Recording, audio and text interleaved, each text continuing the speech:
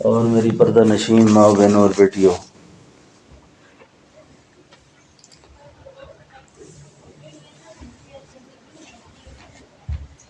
دنیا میں اس وقت جتنے ہم لوگ بس رہے ہیں سب پریشان ہیں۔ امیر بھی پریشان ہے اور غریب بھی پریشان ہے۔ غریب سے اگر پوچھے کہ تم کیوں پریشان ہو تو اس کی وجہ بالکل ظاہر ہے کہ اس کا معاشی جو منصوبہ اس نے بنایا ہے اپنے گھر چلانے کا، اس میں وہ ناکام چلا جا رہا ہے۔ وہ کہتا ہے میرا معاشی نظام ٹھیک نہیں ہے، اور اس وجہ سے وہ پریشان ہے۔ عورتیں بھی پریشان ہیں اس گھر کی، مرد بھی پریشان ہیں۔ آپ یہ دیکھو آواز بھی جا رہی ہے کہ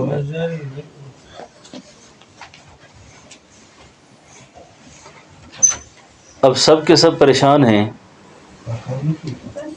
مرد بھی پریشان ہیں۔ نہیں چل رہا ہے، وہ میرے خیال سے بند ہو گیا تھا خود سے، بیچ میں جا رہی تھی آواز۔ چارجر والا کھلا تھا چارجر والا کو چارجنگ کمی بندی کی بہتر سوچ رہا۔ اب سب پریشان ہیں۔ اس کو تھوڑا کھولے تاکہ آپ کو آواز کا اندازہ بھی ہو کہ جائے۔ ہاں، اب یہی بات مالدار بھی کر رہا ہے کہ میں پریشان ہوں۔ آپ غریب سے سوال کرتے ہیں تو اس کی بات تو ہمیں سمجھ آتی ہے، لیکن امیر کیوں پریشان ہے؟ معلوم یہ ہوا کہ امیر کو بھی یہ غلطی لگی ہے اور غریب کو بھی یہ غلطی لگی ہے۔ یعنی جس چیز کے اندر اس نے سکون کو، اطمینان کو ڈھونڈا ہے، اللہ نے ان چیزوں میں سکون اور اطمینان رکھا نہیں۔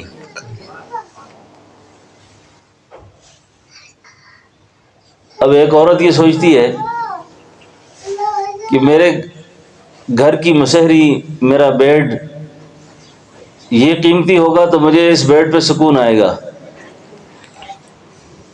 کسی نے مشورہ دیا کہ نہیں، اس کے اوپر اچھی بیڈ شیٹ ہونی چاہیے، اس سے زیادہ اچھا لگتا ہے آدمی۔ یہ آرائش اور زیبائش کی جو چیزیں ہیں یہ اللہ کی نعمتیں ہیں۔ اللہ جن کو استعمال کی توفیق دے، اللہ جس کے لیے اسباب مہیا کرے وہ یہ سب کچھ کرے، لیکن اطمینان کا تعلق اس سے نہیں، چین اور سکون کا تعلق اس سے نہیں۔ اب چین اور سکون، اطمینان کی کیفیات یہ اللہ نے رکھی ہیں اپنی یاد سے۔ اب جو جتنا اللہ کے قریب ہوگا اتنا وہ خوش ہوگا، مال کے اندر خوش ہوگا، وہ اسباب کے اندر خوش ہوگا۔ وہ اگر وہ اللہ کے قریب نہیں ہوگا تو یہ سارے اسباب، یہ سارے احوال، یہ سارے حالات اسے تنگ کریں گے۔ آپ میری مائیں بہنیں بیٹیاں، آج کل جدید دور ہے، آپ ساری بات سمجھتی ہیں کہ دنیا میں جو خودکشی کا جو رجحان ہے، خودکشی کا جو رجحان ہے وہ لوگ کر رہے ہیں جو مین اسٹریم میں ہیں۔ اب جو دنیا کا جو مین اسٹریم ہے اس کے اندر جو شامل لوگ ہیں وہ سب سے زیادہ خودکشیاں کرتے ہیں، یعنی سب سے زیادہ خودکشی کا جو رجحان ہے۔ اب مین اسٹریم کیا ہے؟ مین اسٹریم یہ ہے کہ جو مغربی زندگی ہے، جس مغربی زندگی کے اندر وہ سارے مسلمانوں کو لانے کی کوشش کر رہے ہیں۔ اب جو اس زندگی کو اختیار کر لے اس کو کہتے ہیں کہ یہ مین اسٹریم ہے، اور جو اس زندگی کو اختیار نہ کرے اس کو کہتے ہیں یہ دقیانوسی کے زمانے کے لوگ ہیں۔ یہ انتہا پسند ہیں، یہ ٹیررسٹ ہے۔ یہ یعنی ٹیررسٹ کس کو کہتے ہیں؟ انتہا پسند کس کو کہتے ہیں؟ یعنی جو اللہ کی مانے، محبوب صلی اللہ علیہ وسلم کے طریقے پہ چلے، ان کے نزدیک یہ ٹیررسٹ ہے یہ۔ تو ہم نے کیا کیا؟ ہم نے سمجھا کہ اس مغربی زندگی کو ہم اختیار کریں گے تو ہم کامیاب ہو جائیں گے۔ اب اسی پہ ہمارے بچوں کی تربیت، ہماری بچیوں کی تربیت، ہم نے پورے نظام اور ماحول کو اس سانچے میں لانے کی کوشش کر رہے ہیں، لیکن اس سب کے باوجود ہم پریشان ہیں۔ پھر اس سب کے باوجود پریشان ہیں۔ تو اس لیے میری مائیں بہنیں بچیاں میری اس بات کو ذرا غور سے لینے کی کوشش کریں گی۔ ایک بیڈ پر سوئے ہوئے دو میاں بیوی، جو اللہ کے قریب ہوگا وہ رات کو خواب میں سونے میں بھی جنت کے مزے لے گا، اور جو اللہ کے قریب نہیں ہوگا وہ خوبصورت مسیری پہ سوئے ہوئے بھی جہنم میں جلے گا۔ کئی عورتیں میں فون کرتی ہیں، مرد فون کرتے ہیں، حضرت رات کو ایسے ہے جیسے پہاڑ سے گر رہے ہیں، اپنے پیچھے کتا لگا ہوا ہے، سانپ لگا ہوا ہے، اپنے آپ کو ننگا دیکھ رہے ہیں، اپنے آپ کو اس کیفیت میں دیکھ رہے ہیں۔ اب یہ وہ سارے اشارے ہیں، وہ یہ ساری علامتیں ہیں کہ آپ اپنی زندگی کا رخ ٹھیک کر لیں، کہ آپ کے سینے کے اندر جو ہم نے ایمان کا نور رکھا ہے، کلمے والا یقین رکھا ہے، آپ کو محمد عربی صلی اللہ علیہ وسلم کا امتی بنایا ہے، تو یہ ساری اس بات کی طرف آپ کی رہنمائی ہے کہ یہ زندگی آپ کے لیے ٹھیک نہیں ہے، آپ واپس آ جاؤ، کیونکہ آپ سے پہلے لوگ بھی اسی من چاہی زندگی پہ چل کر رسوا ہوئے، ناکام ہوئے وہ۔ اس لیے اللہ رب العالمین نے قرآن شریف میں فرمایا وَمَنْ أَعْرَضَ عَنْ ذِكْرِي فَإِنَّ لَهُ مَعِيشَةً ضَنْكَا۔ اے میرا محبوب پیغمبر، آپ ان لوگوں کو کہو، آپ ان لوگوں سے کہیں، کیا کہیں ہم؟ وَمَنْ أَعْرَضَ عَنْ ذِكْرِي، جو اللہ کی یاد سے اعراض کرتے ہیں، جو اللہ کی یاد سے اعراض کرتے ہیں۔ ہمارے ایک بزرگ تھے حضرت شاہ عبد القادر صاحب رحمۃ اللہ علیہ، وہ فرمایا کرتے تھے، اس آیت کا معنی یوں کرو وَمَنْ أَعْرَضَ عَنْ ذِكْرِي، جو اللہ کی یاد سے اعراض کریں گے ہم ان کی زندگی ان پر کڑوی کر دیں گے، ہم ان کی زندگی تلخ بنا دیں گے۔ وَمَنْ أَعْرَضَ عَنْ ذِكْرِي فَإِنَّ لَهُ مَعِيشَةً ضَنْكَا، جو اللہ کی یاد سے اعراض کریں گے ہم ان کی زندگی ان پر کڑوی کر دیں گے۔ اور دنیا کے اندر یہ سزا ہر مرد ہر عورت بھگتے بغیر مر نہیں سکتے، اس کو بھگتے بغیر مر نہیں سکتے، کہ جنہوں نے اللہ کے قرآن کو، اللہ کے دین کو، نماز کو، اعمال کو، ذکر کو پس پش ڈال دیا، ان کی زندگی کڑوی رہے گی، ان کی زندگی تلخ رہے گی، اور یہ سزا تو ہر شخص دنیا میں بھگتے گا۔ اور قرآن کہتا ہے وَنَحْشُرُهُ يَوْمَ الْقِيَامَةِ أَعْمَى، اور قیامت والے دن ہم ایسے لوگوں کو اندھا کر کے اٹھائیں گے، اور یہ اللہ کی بارگاہ میں عرض کریں گے قَالَ رَبِّ لِمَ حَشَرْتَنِي أَعْمَى، اللہ جی ہم تو آنکھوں والے تھے، کیسے اندھے ہو گئے؟ ہم تو آنکھوں والے تھے۔ تو اس لیے میری ماؤں بہنوں بیٹیوں، اس بات کو غور سے سمجھو اور سنو اور پلے باندھ لو اس کو، کہ خوشیوں کے خواب، اطمینان کا خواب، سکون کا خواب اس گھر سے روٹھ جاتا ہے جس گھر میں اللہ کی نافرمانیاں ہوتی ہیں، جس گھر میں اللہ کی بغاوت ہوتی ہے، جو وجود کبائر کا مرتکب ہوتا ہے، اللہ کی ناراضی کا مرتکب ہوتا ہے، وہ خوشیوں کے خواب نہ دیکھے۔ خوشی تو اللہ نے رکھی نہیں اس میں۔ اب آپ سے میں سوال کرتا ہوں کہ ایک پیشے کے اعتبار سے آپ کا ڈرائیور ہے، آپ کا ملازم چپڑاسی ہے، وہ آپ کو خفا کر دے تو وہ سکھ کی زندگی نہیں گزار سکتا، آپ اس کو فارغ کر دیتے ہیں نوکری سے، جاؤ بھائی اپنا کام کرو۔ اب یہ مالک کو خفا کر کے، مالک کو ناراض کر کے ایک چپڑاسی سکھ کی زندگی نہیں گزار سکتا، تو یہ کیسے ہو سکتا ہے کہ مالک ناراض ہو اور بندہ خوش رہے؟ اللہ خفا ہو اور آپ اور میں آرام سے رہ جائیں، یہ ہو ہی نہیں سکتا۔ تو اس لیے خوشی کا تعلق، چین کا تعلق، سکون کا تعلق وہ اللہ کی یاد سے ہے۔ دیکھیں نا، ہمارے ہاں جتنی آج کل بیماریاں ہیں نا، ان میں ایک بیماری کا نام ہم لیتے ہیں کہ جی انزائٹی ہے، اور کبھی ہم کہتے ہیں جی ٹینشن ہو گئی ہے۔ اب اردو کی ڈکشنری کے اندر ان الفاظ کا کوئی معنی نہیں ہے، کیونکہ یہ بیماریاں مسلمانوں کی نہیں تھی، یہ مسلمان کی بیماری نہیں تھی کہ جی اس کو انزائٹی ہو گئی ہے۔ انزائٹی کیا ہے؟ انزائٹی کیا ہے؟ ایک عارف سے پوچھا، ایک اللہ والے سے پوچھا کہ حضرت انزائٹی کیا ہوتا ہے؟ فرمایا جب اللہ کی اور بندے کی مرضی، اللہ کی مرضی اور بندے کی مرضی، ان میں اختلاف پیدا ہو جائے تو پھر بندے کو انزائٹی ہو جاتی ہے۔ اللہ کچھ چاہتے ہیں، بندہ کچھ چاہتا ہے۔ اور حدیث قدسی ہے، اللہ تعالیٰ فرماتے ہیں آخر میں ہوتا وہ ہے جو اللہ چاہتے ہیں۔ تو جن عورتوں نے، جن مردوں نے، جن بچوں نے، جوانوں نے اپنی مرضیات کو اللہ کی مرضی پہ قربان کیا، اللہ کی چاہت پہ قربان کیا، علامہ ابن جوزی رحمۃ اللہ علیہ بہت بڑے انسان گزرے، وہ فرمایا کرتے تھے ان کی دنیا بھی بنی، ان کی آخرت بھی بن گئی۔ اور جنہوں نے اللہ کے فیصلوں کے مقابلے کی ٹھان لی، میں ذہین ہوں، میں پڑھا لکھا ہوں، میں مالدار ہوں، میں یوں کر دوں گا، میں وہ کر دوں گا، اور میں ایسے کرتا ہوں، وہ اپنی چاہت پر زندگی گزار کر ساری زندگی پریشان ہوتا ہے، ساری زندگی پریشان رہتا ہے۔ تو اللہ رب العالمین نے ہم سب کو اس بات کا موقع دیا ہے، اس بات کا موقع دیا ہے کہ ہم اپنی زندگی کے رخ کو صحیح طریقے پہ اسی وقت کر لیں، اور جب چڑیاں کھیت سارا چگ لیں گی، کچھ باقی نہ رہے گا، تو پھر وقت نہیں ہوگا۔ پھر فارسی میں کہتے ہیں پھر کفے افسوس کہ بندہ ہاتھ ہی ملتا رہ جائے گا، وقت چلا جائے گا۔ تو اللہ رب العالمین نے آپ کو بھی اور مجھے بھی یہ چند سانسیں ہماری جو باقی رکھی ہوئی ہیں، یہ چند سانسوں پہ ہماری امارت کھڑی ہے۔ یقین جانیں دنیا سے بڑا دھوکہ کوئی نہیں، دنیا سے بڑا دھوکہ کوئی نہیں۔ ہمارے ایک بزرگ تھے، وہ ہند کو زبان میں فرمایا کرتے تھے دنیا تو بڑا کوڑ کوئی نہیں۔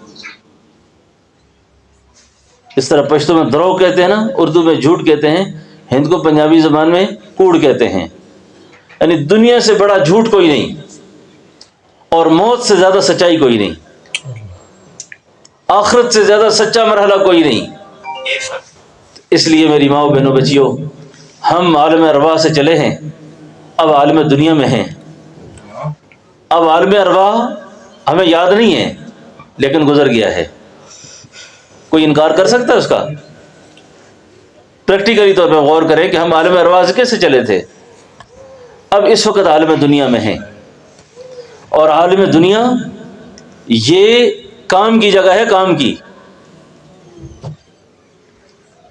عالم دنیا کام کی جگہ ہے۔ اور کون سا کام کرنا ہے؟ اس میں اللہ کو راضی کرنے کے وہ جتنے کام اللہ نے بیان فرمائے ہیں وہ سارے کرنے ہیں۔ اور پھر عالم برزخ وہ آرام کی جگہ ہے، اور عالم آخرت وہ انعام کی جگہ ہے۔ اب قبر وہ آرام کی جگہ ہے، وہ لمبے وقت تک آرام ہے۔ اسی لیے کسی اللہ والے نے کہا تھا جاگنا ہے تو جاگ لے عرش کے سایہ تلے، جاگنا ہے تو جاگ لے عرش کے سایہ تلے، بڑی دیر تک سونا پڑے گا خاک کے سایہ تلے، بڑی دیر تک سونا پڑے گا خاک کے سایہ تلے۔ تو اب اس وقت ہمیں عالم دنیا میں، اب عالم دنیا میں جو کرنے والے کام ہیں،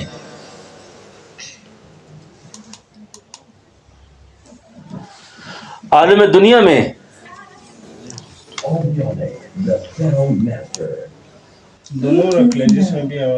عالم دنیا میں جو کرنے والے کام ہیں، ان کاموں کے کرنے سے پہلے، جیسے آج یہاں مدرسہ قائم ہو رہا ہے، ایک دینی کام کا آغاز ہو رہا ہے۔ اب کرنے والے جو کام ہیں دنیا میں، ان کاموں میں پہلا عمل جس سے ہمارے کام کی بنیاد اٹھے گی، جس سے ہمارا کام ہوگا. ہمارے ایک بزرگ فرماتے تھے یہ جو بات ابھی میں بیان کرنے لگا ہوں، اس کی وجہ سے جب کام ہوگا تو اللہ کام بھی اٹھائیں گے اور اللہ نام بھی پیدا کریں گے. اور اگر یہ جو مضمون ابھی میں بیان کرنے لگا ہوں، اگر یہ نہ ہوا، نہ تو کام ہوگا نہ نام ہوگا، اور انجام جہنم کی آگ ہوگی. اب کرنے والا کام پہلا دنیا میں کہ میں ابھی دین کا کام کرنے لگا ہوں، سب سے پہلے میرے دل کے اندر جو جذبہ ہے، یہ دل فارسی لفظ ہے، یہ عدلتا بدلتا ہے. کبھی اس کی نیت میں فساد آتا ہے، کبھی خیر آ جاتی ہے، کبھی کیا ہوتا ہے کبھی کیا ہوتا ہے. اب اس جوہر قلب پر نگاہ رکھے کہ میں یہ کیوں کر رہا ہوں، میں یہاں کیوں آیا ہوں، میں یہاں کیوں آئی ہوں، میں کیوں پڑھ رہی ہوں، میں کیوں پڑھا رہی ہوں، میرے اس سب کا مقصود کیا ہے، میں اس کے ذریعے کیا چاہتا ہوں. اگر اس کے ذریعے میں دنیا چاہتا ہوں تو پھر تو میں نے اس میں خانے کی توہین کی ہے، اس میں خانے کی توہین کی ہے جس میں خانے سے یہ درد دل، یہ شراب عشق، یہ محبت الہیہ جہاں سے لٹتی ہے، یہ اس میں خانے کی توہین ہے. یہ اس جگہ کی توہین ہے بہت بڑی کہ اس نے اس کام کو کرنے کا بیڑا تو اٹھایا لیکن اس کا جذبہ ٹھیک نہیں، نیت ٹھیک نہیں، نیت ہی صحیح نہیں. اب نیت کا ٹھیک ہونا یہ آخرت والے اعمال میں جو دنیا میں ہم نے کرنے ہیں ان میں کلیدی کردار نیت کا ہے، اس میں نیت کا کردار ہے. اب جو بچیاں یا خواتین یہاں بیٹھی ہیں، میں ایک سے سوال کرتا ہوں، آپ اس سوال کا جواب دیکھیں. اگر میرے جواب کے ساتھ یہ سوال ملتا ہے تو پھر تو ٹھیک ہے. میں آپ سے پوچھتا ہوں کہ آپ نے کیوں پڑھا دین؟ میں ان بچیوں سے پوچھ رہا ہوں آپ مدرسہ کیوں پڑھ رہی ہیں؟ آپ کے دل میں جواب آ رہا ہے جی میں مدرسہ اس لیے پڑھ رہا ہوں، میں دین اس لیے سیکھتا ہوں کہ کل میں لوگوں کو دین سکھاؤں گا. من جملہ حدیث کے اندر یہ روایت آتی ہے کہ یہ جذبہ بظاہر کتنا اچھا ہے کہ جی میں نے مدرسہ قائم کرنا ہے، میں نے دین کا کام کرنا ہے.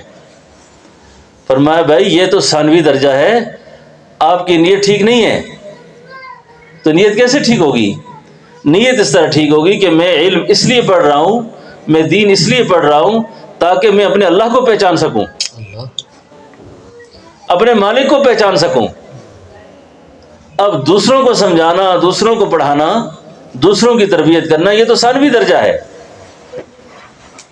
اب میں عرض کروں کہ میں نیت ٹھیک نہیں ہے میری وجہ سے آپ ساری خواتین جتنی بھی ہیں میرا بیان سن کر، میرا بات سن کر آپ جنت میں چلی جائیں. اس لیے فرمایا کھوٹی نیت والا آدمی جو ہوتا ہے بعض اوقات وہ اتنا مؤثر ہوتا ہے کہ دنیا کو تو سونا بنا لیتا ہے لیکن خود پارس رہتا ہے، تانبا رہتا ہے خود. اس کی وجہ سے لوگ دنیا میں چلے جاتے ہیں، جنت اچھی ہو جائے گی ان کی.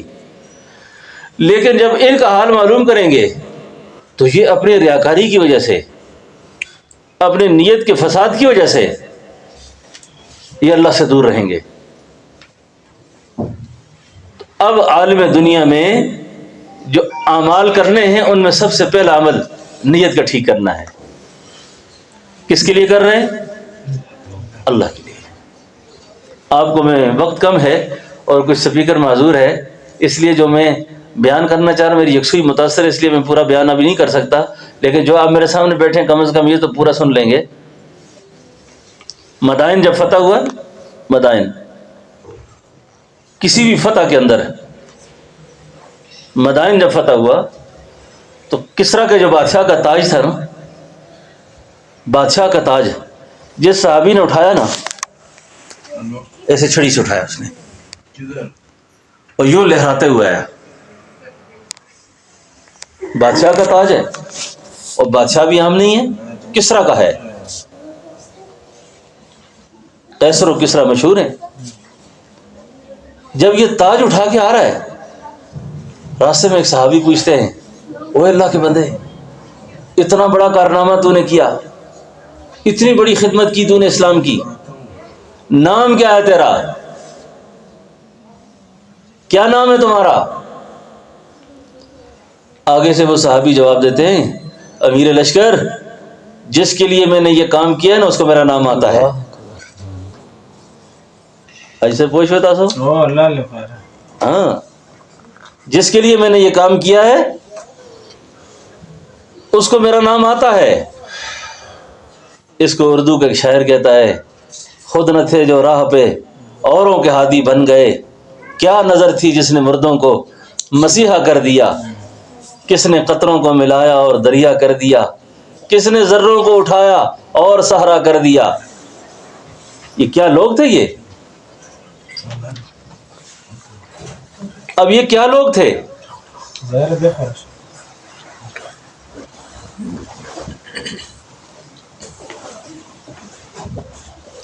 ظاہر خان صاحب آپ کو مبارک بھی ہو، بڑے عرصے بعد ملے.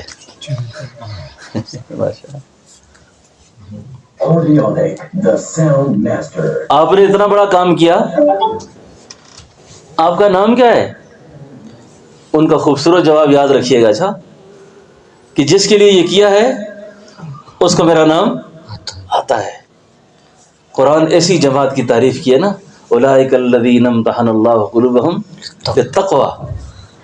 ہم نے ان کے دلوں کا امتحان لیا تھا، پھر اپنا ڈر بھر دیا تھا، اس میں خوف بھر دیا تھا. اور اسی ادا اور خوبی کی وجہ سے قرآن نے 750 مقامات پہ کہا ہے رضی اللہ عنہم ورضوا عنہ، رضی اللہ عنہم، میں ان سے راضی ہوں، یہ مجھ سے راضی ہو جائے. وجہ، اب انہوں نے اس دنیا میں رہ کر جو برزخ والی زندگی ہے، آخرت والی زندگی ہے، اس کی تیاری اس انداز سے کی ہے، اس انداز سے کی ہے کہ اپنے مولا اور آقا کا، اللہ کا جب تعارف کسی سے کرایا ہے، اس کے اندر دل کے اندر کوئی دوسری چیز نہیں رکھی. میرے ایک بزرگ تھے، فرمایا کرتے تھے اگر دین کو اختیار کر کے تم نے فراڈ دھوکے ہی کرنے ہیں، اور کوئی کام کرو، اور کوئی کام کرو، پھر دین کو چھوڑو اور کوئی اور راستہ اختیار کر لو، کیونکہ یہ بہت ہی مبارک سفر ہے. اس سفر پہ چل کے لوگ اللہ سے ملتے ہیں، اور تم اس سفر پہ چل کے اللہ سے دور ہو رہے ہو، تو پھر یہ سفر اختیار نہ کرو. تو سب سے پہلے نیت. اب ہمارے آج کل مدارس میں، جیسے یہاں بھی سبق پڑھیں گے نا بچیاں، تو ایک کتاب پڑھائی جاتی ہے بخاری شریف. اب اس کی جو پہلی حدیث ہے امام بخاری جو لائے ہے، وہ یہی حدیث لائے، انما الاعمال بالنیات. کیا مطلب؟ پوری کتاب پڑھ لو، پوری کتاب پڑھ لو، اگر نیت ٹھیک نہیں تو تم اس کتاب کے ثمرات حاصل نہیں کر سکتے. الف لام میم ذالک الکتاب ھدی للمتقین، متقی نہیں ہو تم، قرآن کے برکات حاصل نہیں کر سکتے، قرآن کا فیض نہیں لے سکتے تم. اب آپ کہتے ہیں جی میں نے قرآن پڑھ کر بھی مجھے ابھی تک حالات میرے ٹھیک نہیں ہیں، حدیث پڑھ کر بھی ٹھیک نہیں. بھائی جذبہ ٹھیک نہیں ہے، پہلے آپ جذبہ ٹھیک کریں، پہلے آپ اس کیفیت پہ اپنے آپ کو لانے کی کوشش کریں جس کیفیت پہ اللہ تعالیٰ نے ہدایت کے فیصلے کرنے ہوتے ہیں. تو سب سے پہلا عمل نیت. قرآن کریم میں اللہ فرماتے ہیں فمن کان یرجو لقاء ربه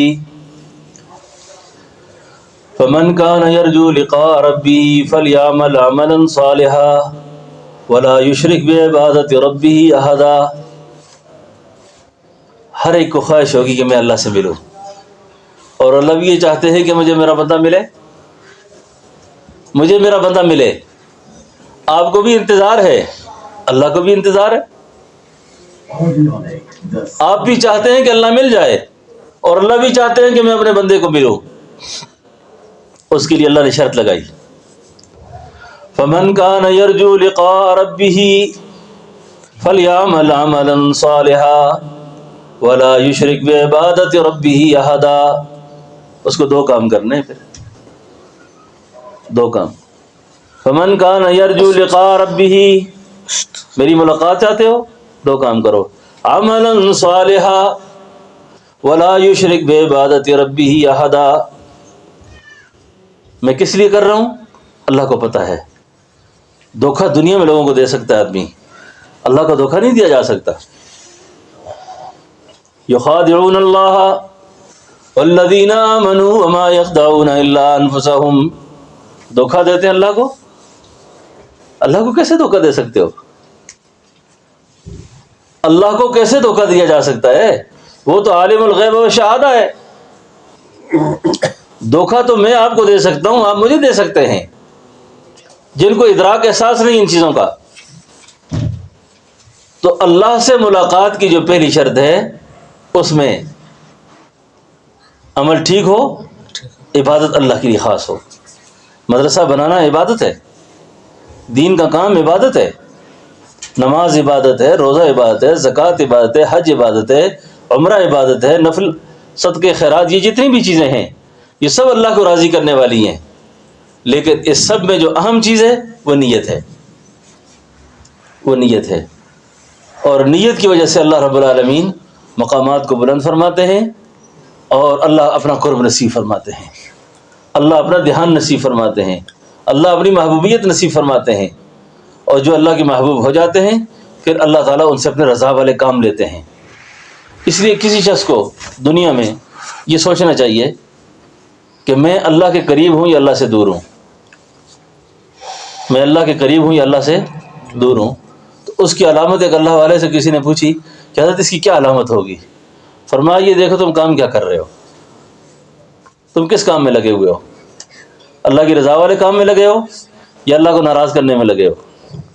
اللہ کو راضی کرنے کی کوشش ہو رہی ہے، کبھی نفس شیطان بہکاتا ہے، کبھی پھر تکڑا کر دیتا ہے، کبھی چلتا ہے، کبھی بیٹھ جاتا ہے. اگر یہ رضا والے کاموں میں لگا ہوا ہے اس کا مطلب یہ ہے کہ اللہ کی منشا پوری ہو رہی ہے، اور یہ اپنی قسمت پہ اللہ کا شکریہ ادا کرے. اترائے نہیں کہ میں کر رہا ہوں، اترائے نہیں کہ میں کر رہا ہوں. تو اس لیے صدق دل سے اللہ سے معافی مانگ کر ہر آدمی کو اپنی نیت کی اصلاح کرنی چاہیے. اور جب نیت ٹھیک ہوگی پھر اللہ تعالیٰ اعمال کو ٹھیک کر دیں گے.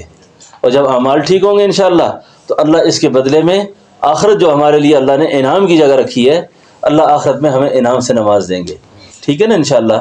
تو اپنے اڑوس پڑوس میں، اپنے محلے میں، جیسے یہاں بچیوں کا ایک نظم شروع ہو رہا ہے تو اس نظم میں اپنے بچیوں کو شامل کرنا اور استفادے کی کوشش کرنا، اور جتنا زیادہ ہو سکے تربیت کے لیے اپنی بچیوں کو، اپنی خواتین کو پیش کرنا.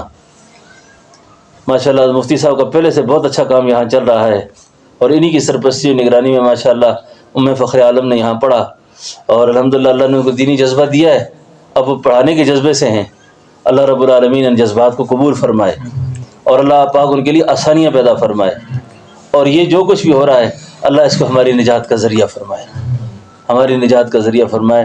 جب انشاءاللہ ہمارے اس طرح کے جذبات ہوں گے تو اللہ پاک اس عمل کو قبول فرمائیں گے. ٹھیک ہے نا انشاءاللہ. تو سارے حضرات کوشش بھی کریں، دعا بھی کریں کہ اللہ اس جگہ کو قبولیت نصیب فرمائے. اور ماشاءاللہ حج صاحب کا جو کوئٹہ میں کام ہے، مدرسہ ہے، اللہ نے مجھے وہاں بھی موقع دیا بیان کا، وہاں جانے کا، اور اللہ رب العالمین اس مدرسے کو بھی قبول فرمائے، اور اس ادارے کو بھی، اور باقی جتنے ادارے حضرت مفتی صاحب کی سرپرستی میں جہاں جہاں کام ہو رہے ہیں اللہ سب کو قبول فرمائے، اور اللہ رب العالمین ہم سب کی دنیا آخرت نصیب فرمائے. تو میرا خیال ابھی اسپیکر تو ہے نہیں ہے، تو یہ آواز کا اس طرح مزہ نہیں ہے نا، جتنا ہو گیا اتنا کافی ہے. ہاں اتنا کافی ہے. ٹھیک ہے نا. جی نیت کا سبب مل کے سب نیت کا ثواب وہ یہاں پر بات پوری ہو گئی. ٹھیک ہے نا. اب تھوڑا سا دروازہ ایسے کھول دیں تاکہ ان کو دعا میں شامل ہو جائیں. ہاں لائٹ بند کر دیں، دعا میں شامل ہو جائیں.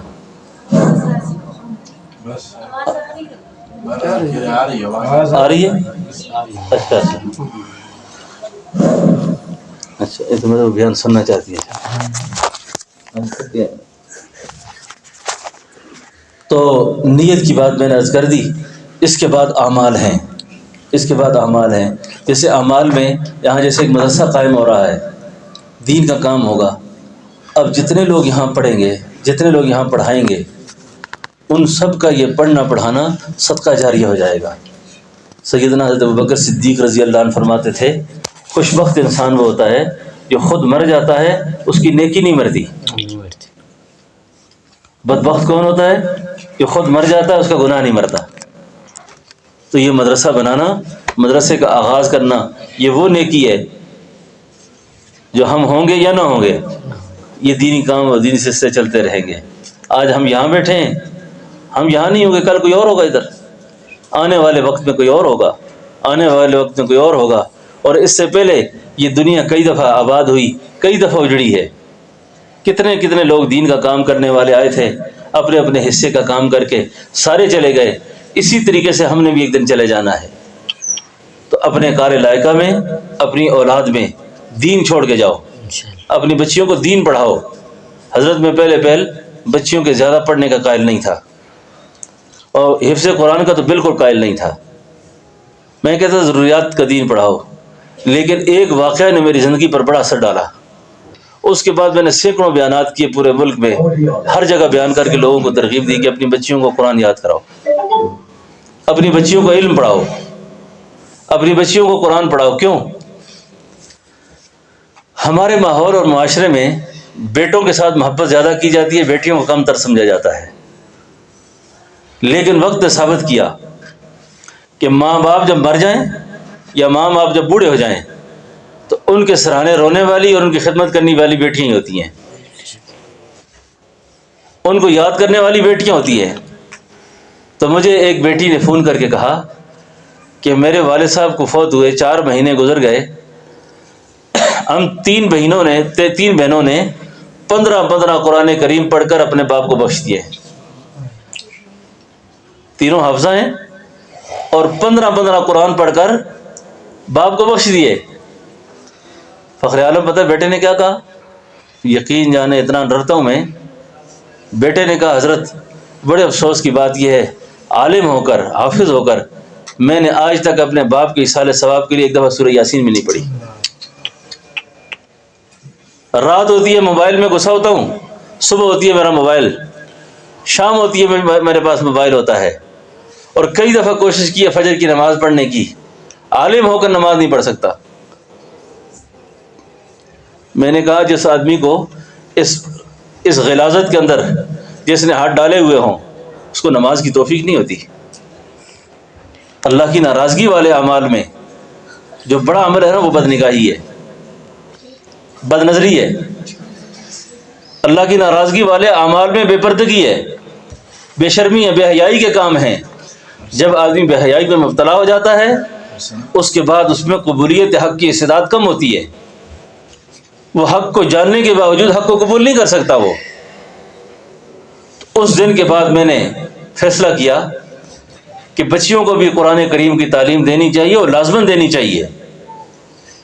میں اس بات کا مخالف نہیں ہوں کہ آپ بچیوں کو عصری تعلیم نہ دلوائیں، انگریزی نہ پڑھائیں، لیکن ہم جس معاشرے میں رہ رہے ہیں ہماری بچیاں جتنی بھی انگریزی پڑھ لیں آخر انہوں نے زندگی گھریلو گزارنی ہوتی ہے، آخر وہ گھریلو زندگی گزارتی ہیں۔ تو کیوں نہ کر ان کو ان کی زندگی کو انگریز کے حوالے کر کے ان کی دنیا آخرت کو تباہ کر رہے ہو۔ ان کو دین سکھاؤ، ان کو دین سکھاؤ، ان کو امور خانداری سکھاؤ، اس کو شوہر کا حق سکھاؤ، اس کو بھائی کا حق سکھاؤ، بیٹے کا حق سکھاؤ کہ تربیت کیسے ہوتی ہے، تربیت کیسے کی جاتی ہے۔ آج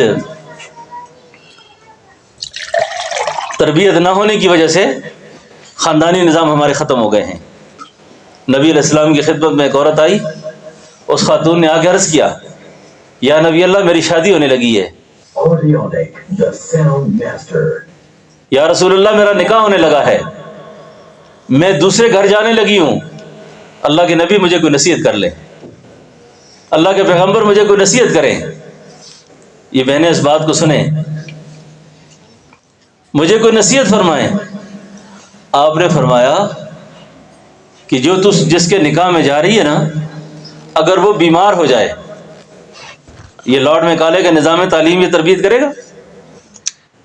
انگریز کا سبق یہ پڑھائے گا؟ یہ اللہ کے پیغمبر نے اس عورت کو کیا کہا اگر تیرا خاوند بیمار ہو جائے اور اس کے جسم میں پیپ پڑ جائے، تجھے اگر زبان کے ساتھ بھی اس کو چاٹنا پڑ جائے تو تو اپنے خاوند کا حق ادا نہیں کر سکتی۔ اب یہ تعلیم اور کہاں ہے؟ یہ تعلیم کہاں ہے؟ اور آج مغربی نظام ہمارے گھروں میں آیا، مہمان کے آنے پہ ہم تنگ ہوتے ہیں، مہمان کے آنے پہ تنگ ہوتے ہیں۔ کوئی آ گیا تو چائے کا آرڈر دے دو، باہر پیزے کا آرڈر دے دو، کھانے کا آرڈر دے دو۔ خاوند کو اتنی ہمت ہی نہیں ہے کہ وہ بیوی سے یہ بات کر سکے کہ 2 کپ چائے بناؤ۔ وجہ ماحول ایسا بن گیا۔ اب اگر اس بیٹی کو یہ پتہ ہو کہ نبی علیہ السلام نے ارشاد فرمایا کہ جس گھر میں مہمان آتا ہے اور اس گھر کی عورت خوشی سے کھانا بناتی ہے، اس عورت کا اس دن کوئی گناہ نہیں لکھا جاتا، اس عورت کا گناہ ہی نہیں لکھا جاتا۔ اب گھر میں مہمان آیا، عورت کے ماتھے پہ 12 بج گئے۔ اب کہتی ہے جی گھر میں بے برکتی ہے، گھر میں ٹینشن ہے، سکون نہیں آتا۔ ایک اللہ والا کسی کے ہاں کھانا کھانے گیا، کھانا کھا کے جب نکلے باہر، ایک اور صاحب نظر نے دیکھا کہ اس اللہ والے کے پیچھے سانپ، بچھو، حشرات الارض اور اس طرح کی مخلوق جا رہی ہے۔ اس نے پوچھا حضرت اس گھر سے یہ ساری چیزیں نکل رہی ہیں، کیا ہیں یہ؟ فرمایا یہ میرے آنے پر جو ان گھر والوں نے اللہ کی رضا کے لیے جو کھانا کھلایا، اس گھر کی ساری آفات اللہ نے دور کر دی، اس گھر کی ساری مصیبتیں اللہ نے دور کر دی، اس سارے گھر کے غم اللہ نے ختم کر دیے۔ اب مہمان کے آنے پر ہماری کیا کیفیت ہے؟ اگر دین ہو تو ایسا ہوگا؟ کبھی بھی ایسا نہیں ہوگا۔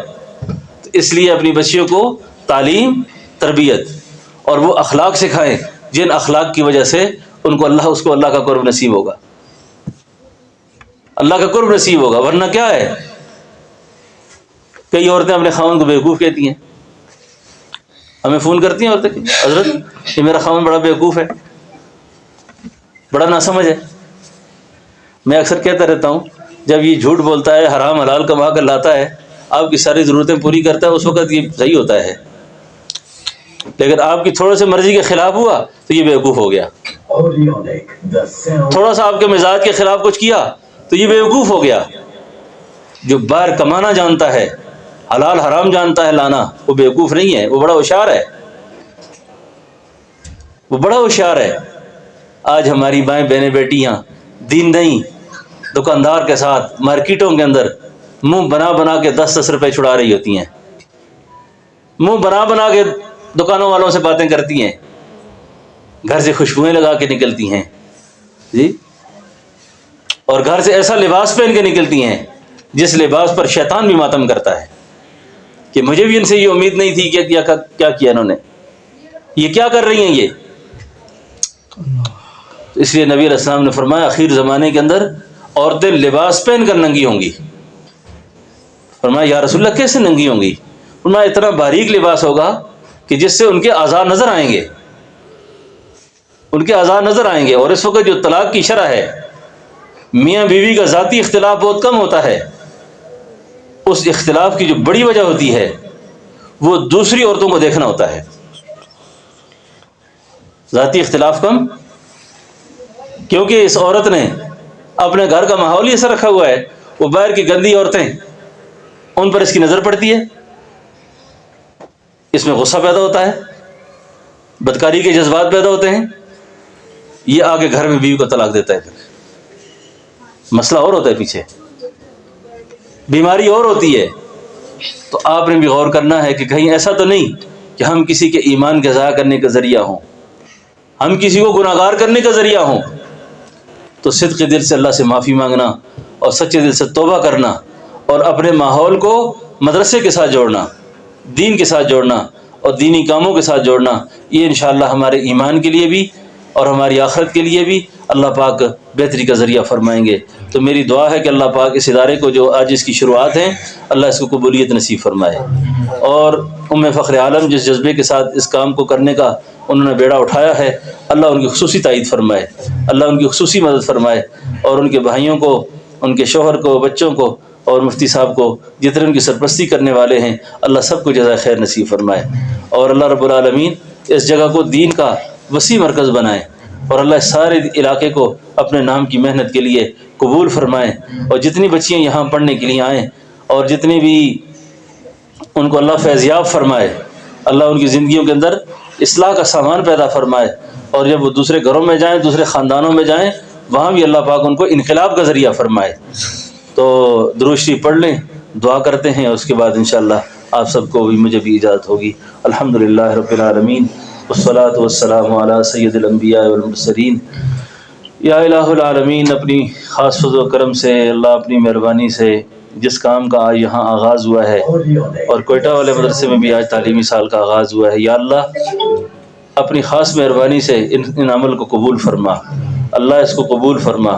یا اللہ اپنے خاص فضل و کرم سے جتنی عورتیں یہاں تشریف لائیں، جتنی خواتین یہاں آئی ہیں، اے اللہ ان ساری خواتین کو جزائے خیر نصیب فرما، اے اللہ ان پر اپنے خاص فضل فرما، یا اللہ ان کے بچیوں کے اور ان کے بچوں کے مقدر روشن فرما، ان کے نصیب اچھے فرما، یا اللہ ان کو دنیا آخرت کی سعادتیں نصیب فرما، اے اللہ بری موت سے، برے انجام سے ہم سب کو محفوظ فرما، یا اللہ اپنے خاص فضل و کرم سے، اپنے خاص فضل و کرم سے، یا اللہ اپنی خاص مہربانی سے ہم سب کو دین نصیب فرما، اللہ تقوی توکل نصیب فرما، اخلاص نصیب فرما، للہیت نصیب فرما، اللہ اپنا نام نصیب فرما، اپنا ذوق شوق نصیب فرما، یا اللہ وہ کام کرنے کی توفیق دے جن سے آپ راضی ہوتے ہیں، اللہ ہر اس کام سے بچا جس سے آپ ناراض ہوتے ہیں، میرے اللہ اس مدرسے کو قبولیت نصیب فرما، ام فخر عالم کو یا اللہ قبولیت نصیب فرما، یا اللہ ان بچیوں کے لیے ان کے وجود کو نفع کا ذریعہ فرما، ان کو روحانی جسمانی صحت کے خزانوں کے ساتھ تادیر سلامتی نصیب فرما، ان کے والد گرامی کو، بھائیوں کو، یا اللہ ان کے بچوں کو اور ان کے سارے خاندان کی، جان کی، مال کی، کاروبار کی، عزت کی اللہ حفاظت فرما، بچیوں کے اللہ مقدر اچھے فرما، بچیوں کے مقدر روشن فرما، اے اللہ ہم سب کے بچوں کو اور بچیوں کو دین نصیب فرما، اچھے اعمال نصیب فرما، اے اللہ اپنے خاص فضل و کرم سے اس گھر کو قبولیت نصیب فرما، اے اللہ ظالموں کے ظلم سے بچا، شریروں کے شر سے بچا، بخیلوں کے بخل سے بچا، جادو سے بچا، نظر سے بچا، حسد سے اللہ محفوظ فرما، یا اللہ ہر طرح سے ان کی حفاظت فرما، یا اللہ ہر طرح سے ان کی حفاظت فرما، یا اللہ ہمارے آنے کو، ہمارے اس بیٹھنے کو، اس بیان کو، اس مجلس کو قبولیت نصیب فرما، اور جتنی خواتین آئی ہوئی ہیں اے اللہ ساری خواتین کو ان کے دل کے اندر جتنے جائز جذبات ہیں اللہ ان کو پورا فرما، یا اللہ ان سب کو ذکر کی توفیق نصیب فرما۔ ان بہنوں سے میں آخری درخواست کرتا ہوں کہ جو وساوس کی مریضہ ہیں، ذہن پہ ہر وقت بوجھ رہتا ہے، غصہ بہت آتا ہے، ان خواتین سے میری درخواست ہے کہ کھانا بناتے وقت، سالن بناتے وقت سورہ فلق اور سورہ ناس یہ کثرت سے پڑھا کریں۔ جب آپ کھانا بنا رہی ہوں، آٹا گوندھ رہی ہوں، سالن بناتے وقت، چائے بناتے وقت سورہ فلق اور سورہ ناس بلا تعداد پڑھا کریں، اور اسی طریقے سے صبح کی نماز کے بعد اور عشاء کے بعد ہر نماز کے بعد کم از کم 11 دفعہ سورہ فلق، 11 دفعہ سورہ ناس یہ اپنے اوپر پڑھ کے دم کیا کریں، بچوں میں دم کریں، جادو سے، نظر سے، حسد سے، فتنوں سے اللہ پاک کریں گے، اور اپنے بیت الخلاء کو صاف رکھنے کی کوشش کریں، بیت الخلاء میں کپڑے نہ لٹکایا کریں، بیت الخلاء میں کپڑے لٹکانے سے بہت سخت نحوست پیدا ہوتی ہے، بیت الخلاء گندہ رکھنے سے بڑی نحوست پیدا ہوتی ہے، ناپاک سونے سے بڑی نحوست پیدا ہوتی ہے، پاک رہنے کی کوشش کریں، باوضو رہنے کی کوشش کریں، اور کم از کم فجر کی نماز کے بعد اشراق تک نبی علیہ السلام نے حضرت اماں فاطمہ الزہرا کو فجر کے بعد اشراق تک سوتے ہوئے دیکھا تو پاؤں کے انگوٹھے سے پکڑ کے فرمایا تھا، فاطمہ اٹھ، فجر سے اشراق تک کا سونا رزق کو تنگ کرتا ہے، فجر سے اشراق تک کا سونا رزق کو تنگ کرتا ہے، فجر سے اشراق تک کا سونا، فجر سے اشراق تک کا سونا، فجر سے اشراق تک کا سونا رزق کو تنگ کرتا ہے، فجر سے اشراق تک کا سونا رزق کو تنگ کرتا ہے۔ جتنی سخت پریشانی ہو، جیسے بھی حالات ہوں، فجر سے اشراق کے دوران جو آدمی سورہ یاسین قدر بلند آواز سے پڑھے اور اللہ سے دعا کرے، اللہ پاک 10 قرآن کریم کا ثواب دیتے ہیں، 10 قرآن پاک کا ثواب دیتے ہیں، اور سورہ یاسین پڑھ کر جو بھی دعا کرے گا اللہ اس کو قبول فرمائیں گے۔ تو تمام بچیوں کو یہ میری درخواست ہے کہ فجر سے اشراق تک سونے سے گریز کریں، اور فجر سے اشراق تک قرآن شریف پڑھنے کی عادت بنائیں، اور جتنا اس کو اپنے معمول میں رکھیں گے انشاءاللہ اللہ تعالیٰ بہت برکت دیں گے، اور اس مدرسے میں پڑھنے کی کوشش کریں، اپنی تربیت اصلاح کی کوشش کریں۔ ربنا تقبل منا انک انت السمیع العلیم وتب علینا انک انت التواب الرحیم۔